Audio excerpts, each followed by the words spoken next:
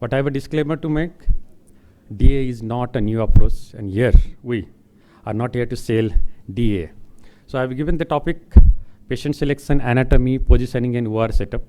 Let's go the reverse way.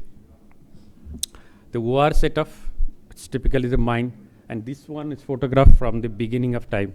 At least have instrumentation sets in your OR. Nowadays, I am doing only with 4 or 5 instrumentation with having at least offset rimmer and broach handle. Shyam, take a picture of it, take a shot of it, in one in neutral rotation, one in internal rotation, at least to have a neck profile view.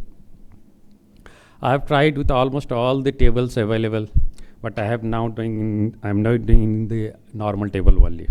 So this is the anatomy between TFL and rectus. What you see from the front is the working space, the anterior capsule. You aim to put the retractors in these 3 places, right? It's not the simple.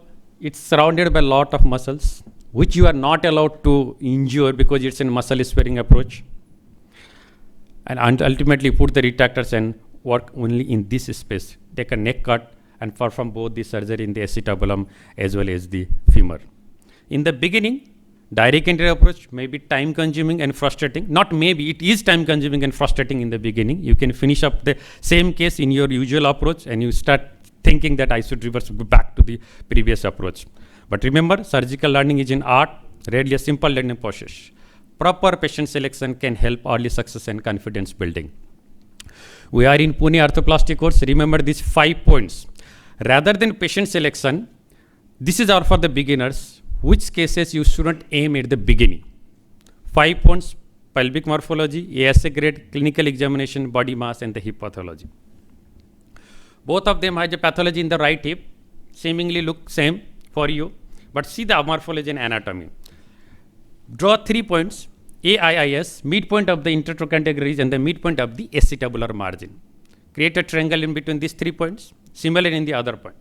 See the surface area in between these 2 X-rays. The one on my left side has a greater surface area, whereas in the the right side has the lesser surface area. So a valgus neck will have a more working space as compared to the varus neck. Within the valgus neck also, if you have a long valgus neck, you will have a more surface area rather than the short valgus neck. See the pelvic morphology, the diameter of the iliac blades and the ischial tuberosities. Draw a line along the femoral axis, whether this line is touching the iliac blade or not. If it is going to touch the iliac blade, it is going to create a problem during your femoral preparation because your trajectory you want away from the iliac blade. So, Lee Robin has given data. If it is more than 3:1, there will be a difficulty in preparation. So, let's have it less than 3:1. So, choice of the patient: 1, patient with the long valgus neck with ileum ischium ratio less than 3:1. Because longer valgus neck not only allows more working space within the capsule, but it will require minimal releases. And obviously, shorter varus neck will prove challenging because this capsule is very small, working space is less, and we have a tight capsule, eventually requiring more releases. ASA grade, as I told you, beginners, initial cases, you are going to lose time, you are going to bleed. There will be a bleeding. So choose the patient which has got less comorbidities. The literature has proven that if you are having more than 3 comorbidities, better not to choose as the first case. If you have ASA grade 1 or 2 and hemoglobin more than 12, it may be a good choice for the initial cases. Third, clinically examining the patient before taking in. This was a stiff hip, not bony ankylosis, stiff hip. In the middle of the cases, I think in my middle path of the learning curve, I thought you can go ahead. I was trying to elevate the iliocapsularis muscle. I thought I am elevating the iliocapsularis muscle, but I was working still in the capsule, more in the trochanteric side. Later, I came to know that this was the capsule was far medial. That means the head was far medial. I was working in the wrong place with such a bleeding. So if you have a good range of motion, mobile hip, it will help to locate the capsule clearly. You can see the white structure in the anterior capsule. Fourth, body mass. Yes, in the fatty patients, the anterior fat is less rather than the lateral and the posterior. But because of this big abdominal gut, sometimes the wound or the proximal part of your incision will be covered by this abdomen. So there will be a problem in the wound healing in the initial cases, and everyone start thinking that it has been infected. So rather not to choose those patients in the beginning. Because the patients with low body mass index, we can even palpate the TFL from outside. There is less chance of getting wrong into the arteries, easy access to the anterior capsule, and most importantly, you will have easy placement of the retractors and less wound complications. Even the literature has proven that male gender, short varus neck, and the protege, obviously the complex cases are not good to start with. There will be creating problem in the femoral preparation especially. The last, hip pathology and the associated deformity. These are not the ideal cases to start for the beginners, because in difficult cases, the capsule is contracted, the capsule is less, and ultimately you are going to have the less working space. So the choice of patient, preferably a primary OE or ABN with good passive range of motion, would be an ideal case to start with. This may be an ideal case, but having all 5 criteria in a single patient is very difficult to get along with this.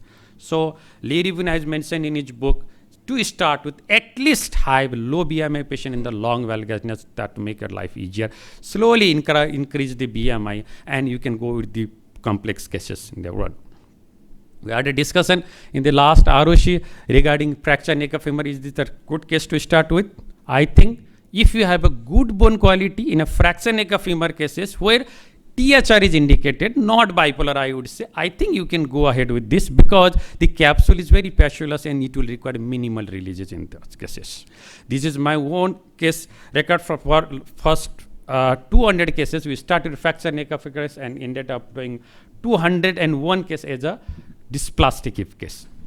So in early cases, expect a longer case time and potentially increased blood loss. First 15 to 20 cases, give your time in patient selection, patient anatomy, the table selection for the exposure, and the knowledge of your instrumentation. Still, if you have any difficulty in this, learn from the masters. So after a certain learning point, a certain cases, you can do all the complex cases using the direct entry approach. These are all the cases which have been performed a direct entry approach in stipulated time. Yes, in the beginning, we had a very big blood loss of our patients, but unfortunately, we started doing bilateral direct entry approach simultaneously. So, to summarize, rather than selecting the patient, find out which is the difficult case for you. See the pelvic anatomy, how my femoral preparation is going to be, because after some time, acetabular preparation will become easier. Everyone can do up to acetabular. The problem, all of the DS surgeons or who are trying to DS surgeons are struggling in the femoral part. So cases with long valgus, low body mass, and mobile joints are the ideal patients to start with. If you can go through this book, if you can find it, it's just been released in WS 2024. The e-copy is already available. You can go through the Indian experience of direct entry approach. Or if you can go through this book with this chapter, there's an illustration of all those steps of direct entry approach, including the bikini incision. You can go. I'd like to thank you for your kind attention.